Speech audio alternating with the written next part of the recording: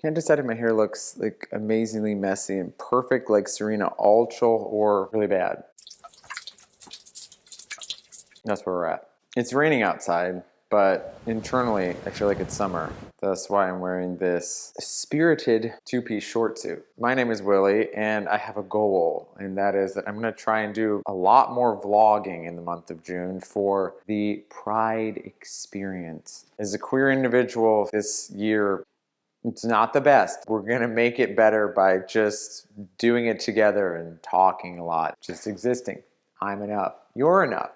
We're both enough. Let's keep going. Let's step away from that and use the trauma pusher downer. And since it's summer, that makes me think about fresh experiences. And then lo and behold, we have the topic of today's video, telling you all about my experience dining at Savage and the Accomplice. This gem exists in St. Louis, and if you live here or you're coming through here, you should definitely check it out because I was blown away by how fun it really was. Also, I don't need an excuse for some glamour and pageantry, and I'm really liking this new way that I am enjoying food, and that is with a little bit more panache and perhaps a little bit of theater. And I think that a restaurant with a robust tasting menu is a perfect opportunity to do that. This was a special occasion. We went for my husband's birthday, and it was a weeknight. We had an 8:30 reservation. It was romantic, it was cloistered, it was beautiful, the space is beautiful, and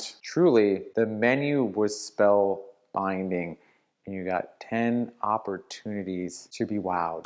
And I was wowed. This restaurant was helpful and accommodating to the fact that I am gluten-free and pescatarian. It seems like they would go the extra mile to accommodate any dietary restrictions or preferences, and I really appreciate that. I think it should be noted that I really don't do reviews, so this is just kind of a nice, gentle, cozy, walking you through an amazing experience, and it's like gold stars all around. But also, I am an optimist who is constantly disappointed, and I wasn't. For once. It was a very good experience. So it began like most things do. We opened a door and went inside, and we were greeted and seated by the bartender, and they were very nice. It was awesome to go in someplace and be acknowledged right away. You don't get that uncomfortable feeling of like, why am I here? What am I supposed to do? What question am I going to ask? We felt very taken care of. So as I mentioned, the raison d'etre of this establishment is that they have a robust tasting menu. So it is an all-in option, and we also did it with the drink pairing. And since I just mentioned the bartender, I have to say that their cocktails were so lit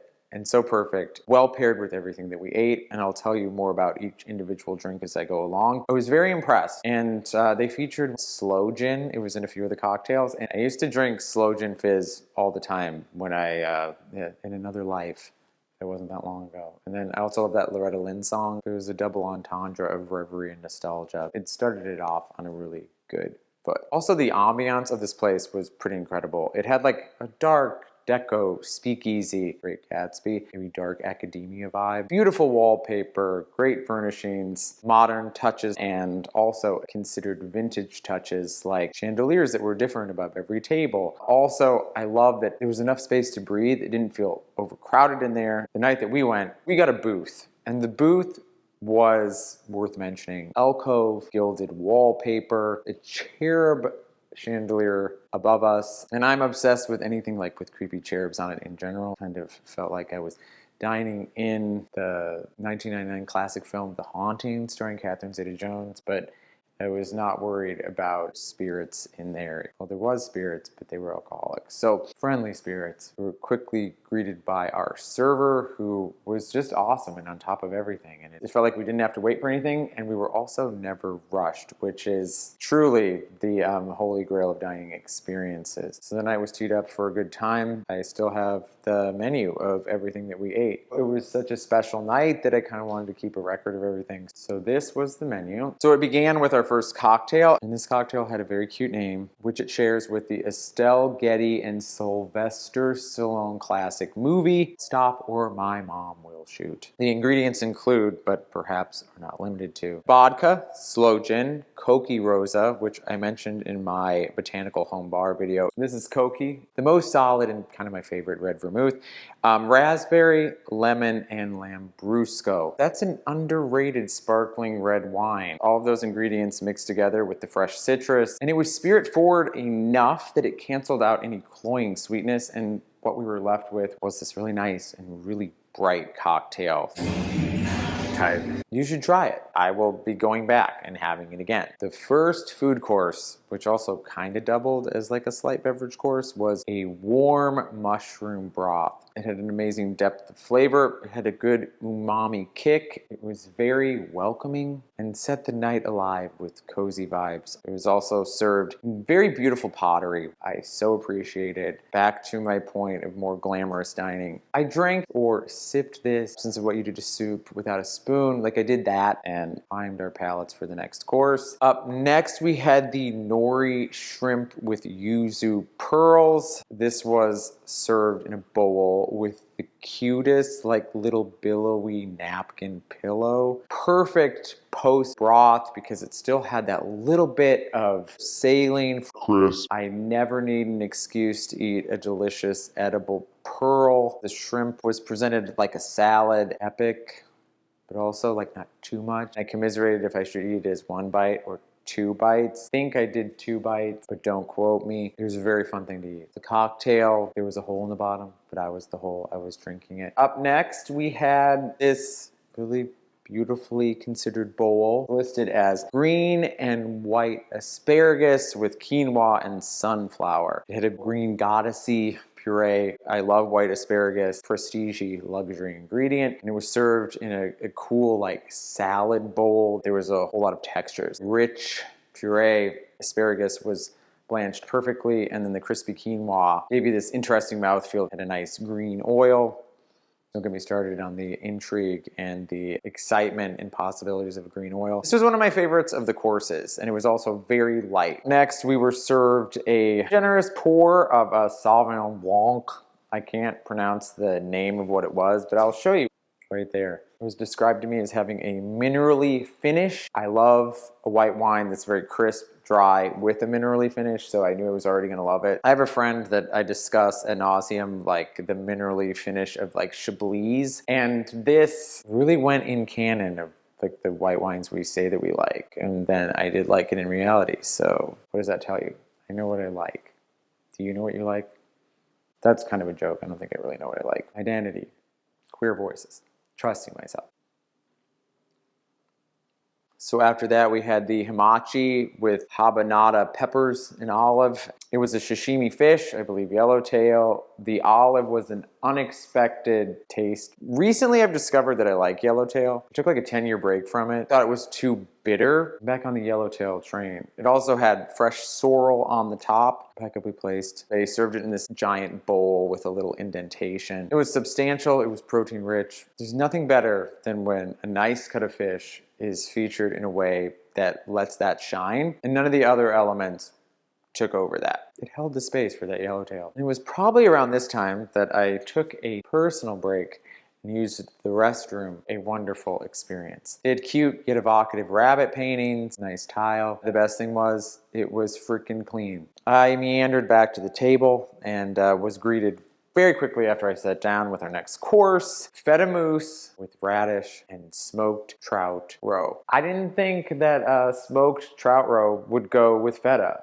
And as I read that now, that is quite unexpected. But they knew what they were doing. It was fantastic. They had these little ridges, like undulating waves of cucumber. The roe, of course, has that neon sunset orange and also that tongue feel of cucumber when it's really, really cold. It was so good, decadent. And then we were presented with our next drink, accoutrement, pairing, beverage, whatever, you know, floats your boat to call it. So we were served Le Père Jules Brut cider, and it wasn't too sweet, which is implied by it being called Brut. But I just wanted to reaffirm that because I like details. This was not a particularly sweet cider, and I think that was part of its strength. It had a nice foamy head on the top. The glasses it was served in were like chic grandma basement glassware, and I mean that in the best sort of way. Everybody has some relative that is either with us or departed that had this glassware. The tactile and visual elements that they assembled to make a very unique love letter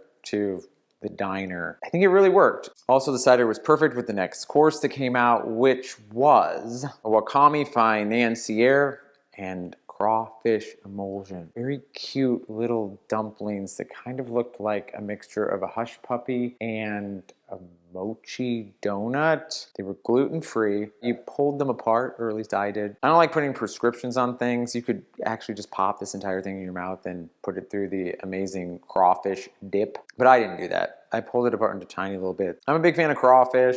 I grew up in an area that was southern enough that it was served quite frequently. Having this in a nice, considered decadent dip, it was all the fun and none of the work, because if you've ever eaten a crawfish, there's a lot of parts. It's very carnal. Up next, we had the fermented potato dumpling. It was like a gnocchi. There's another name for it. Maybe I'll remember what it's called. This is also served alongside sauerkraut, pecorino, and corn, being like a dense potato dumpling. So I was an easy audience. The lactic taste of having it be fermented really increased the depth of flavor. Pecorino cheese and corn, I thought about that a lot. But then I remembered street corn sometimes has Parmesan, so it was like a real new interpretation. In my mind, I could wrap my head around why that would work. Also, I want to get more into sauerkraut. I want to get more into fermented foods just in general. It had an incredibly complex flavor profile. It was extremely fun to eat.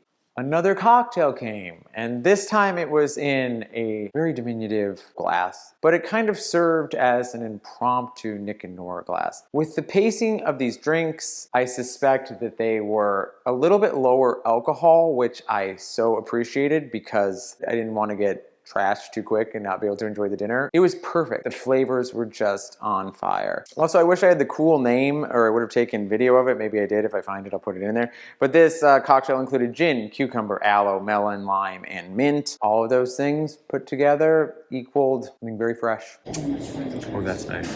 That's not too sweet. And I love aloe in beverages because it gives that incredible silky mouthfeel, and it works when you got hooch in there. Then we had a piece of fish come to the table. It was cod cooked in juniper butter and maitake mushrooms. They were both crispy, but also the perfect amount of firmness in the middle. And I think that's my favorite thing about mushrooms when they're prepared in a really cool way. And these were something I hadn't had before. I'm all about new experiences. The cod was prepared impeccably, perfect amount of sear and softness. And I'm gonna say it 3 times. Juniper butter, juniper butter, juniper butter. Up next, we had kind of like a pre-dessert, a honey panna cotta with coconut and raspberry ice. The panna cotta was scooped. Most of the time when I get panna cotta, it's like directly taken from the mold or the dish that it's created in. But this had a certain je ne sais quoi. I liked how they put the raspberry ice on top too, in bigger pieces. So you got the icy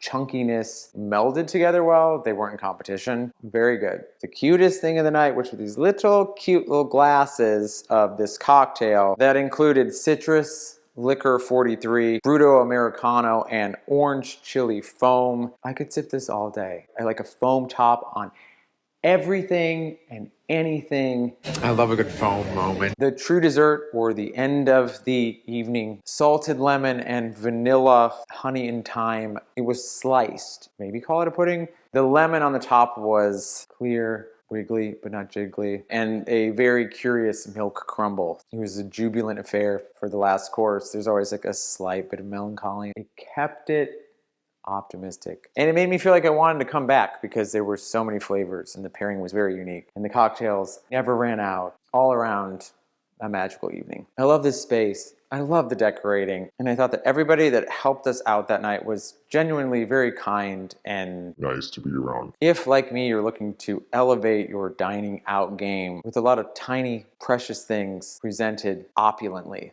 then you should check out Savage and the Accomplice. This was so nice. I was very impressed. And I plan on going back, so you might run into me there acting like the vampire that I am. Thanks for hanging out with me. I'll talk to you soon. Okay. Bye. I have an update. It is sad.